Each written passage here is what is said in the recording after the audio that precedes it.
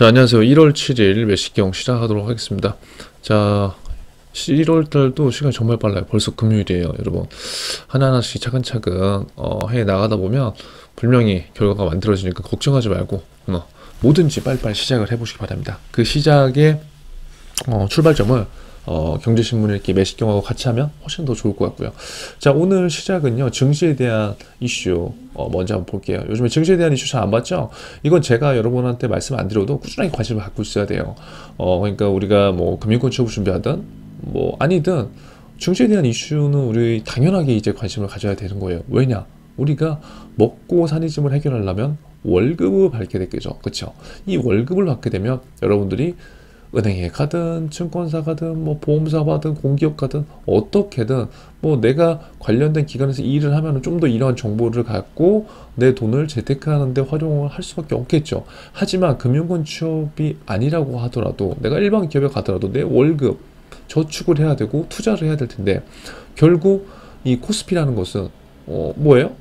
나의 재테크 수단 중에 하나로 뭐 증시를 선택할 수 있는 거잖아요. 만약에 주식에 관심이 없다고 하더라도 뭘 할 수 있어요?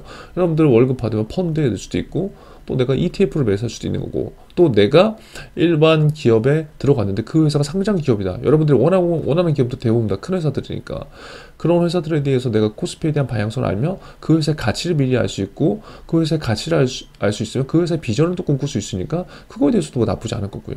그래서 이 코스피에 대한 이슈는 내가 주식 투자를 하든 안 하든 내가 돈이 있든 없든 방향성을 있는 차원에서 우리가 알아두면 좋다. 그래서 제가 지금 예전에는 매식경 진행하면서 하루에 몇 가지 기사를 이렇게 쭉 알려드렸을 건데 지금은 하루에 하나를 좀 보자는 컨셉으로 좀 이렇게 하고 있죠.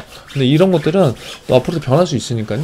여러분들이 그런 것들을 원하는 것들을 한번 잘 활용을 잘 해주면 좋을 것 같아요. 그리고 이제 제가 1월 때부터는 주 1회 정도는 매식경 라이브를 할 거예요. 그래서 그때 질문 한번 받고 물어보고 그런 것들을 하면서 여러분들이 뭐 이런 거 저런 거 좀 해봤으면 좋겠어요.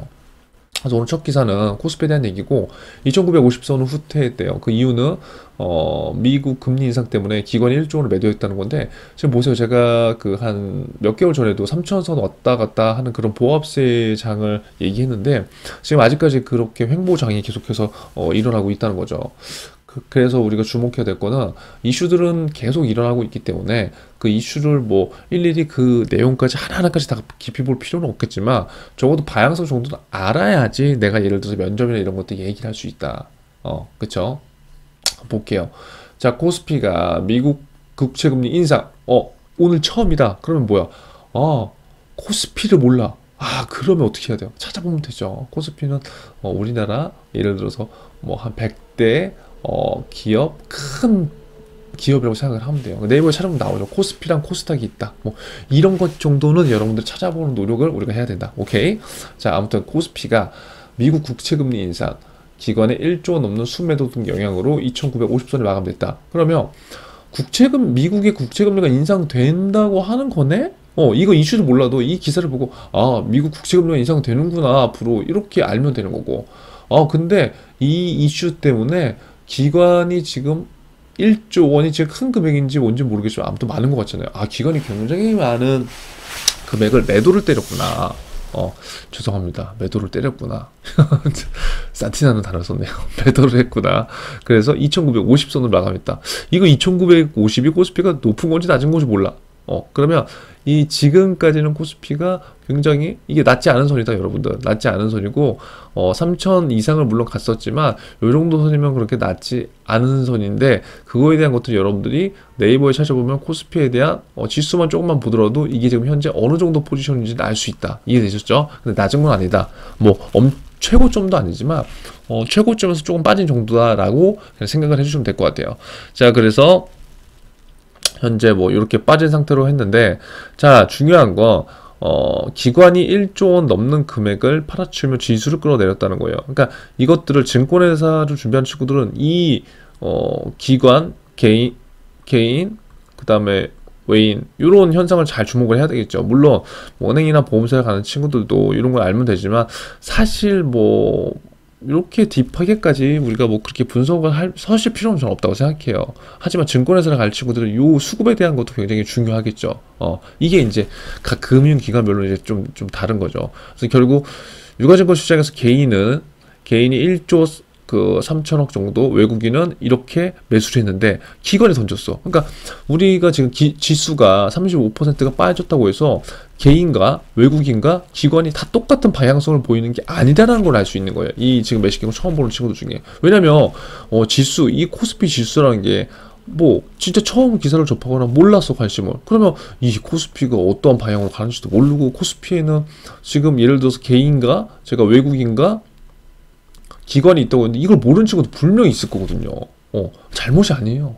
이렇게 있다는 거야. 그럼 우리 이걸 알면 돼. 아, 코스피라는 지수를 우리나라에서 이제 뭔가 이런 걸로 끌어가고 있는데, 이 코스피에 투자하는 사람들이, 한마디로 증시에 투자하는 사람들이 개인도 있고, 우리 같은, 이걸 개미라고 하죠. 외국인들도 있고, 외국인들도 투자하니까 또 기관들도 있다. 기관에 돈을 갖고.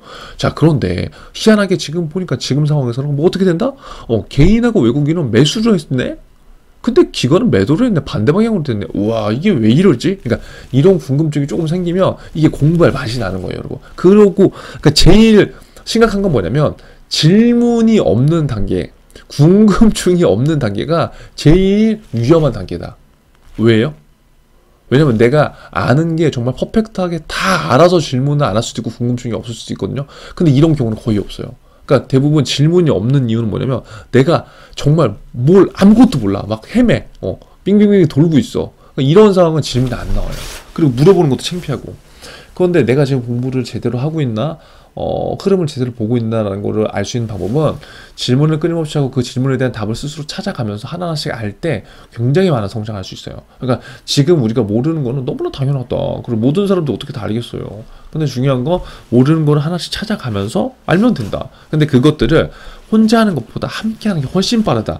그래서 여러분들한테 제가 추천하는 방법보다 스터디를 친구들하고 많이 하라는 거예요. 그러니까 스터디에서 모의 면접하면서 서로 압박 면접만 하는 거 의미 절대 없다, 여러분.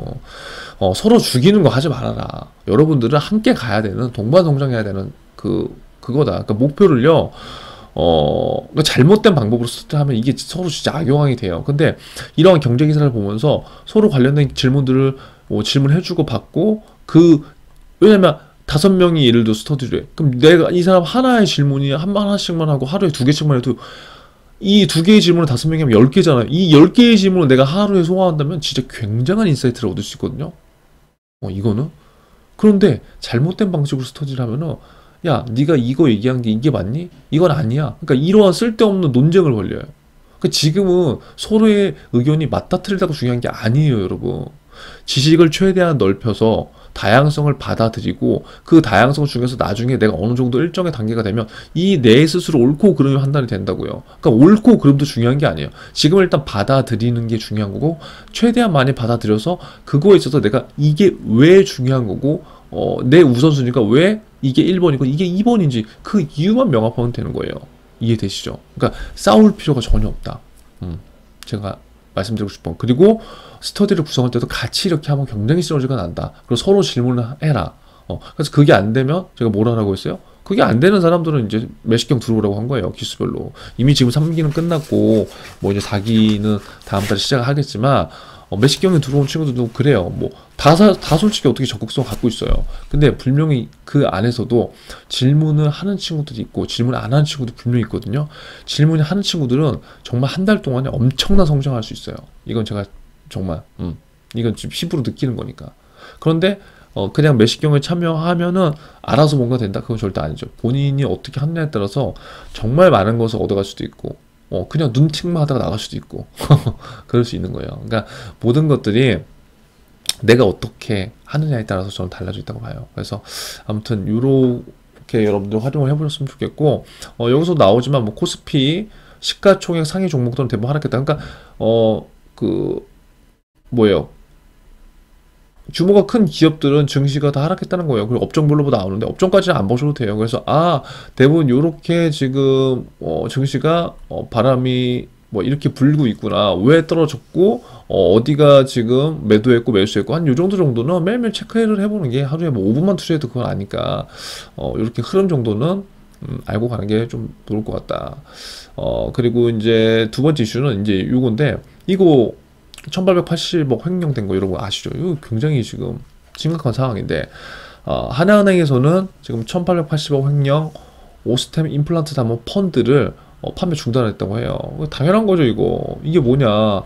자, 오스템 임플란트에 대해서 지금 횡령 사건이 발생됐는데 이거 모르시면 한번 찾아보세요. 아무튼 요게 편입된 펀드를 판매한 금융사들 중 일부가 신규 판매를 중단하거나 편입 비중 등을 고객에게 알려다. 이거 당연한 거죠. 왜 큰 이슈가 생겼으니까. 지금 뭐 DLF, 라임, 오티머스 계속 이 문제가 생겼는데 지금 이것까지 또 생기면 이 참 진짜 이게 심각한 거예요.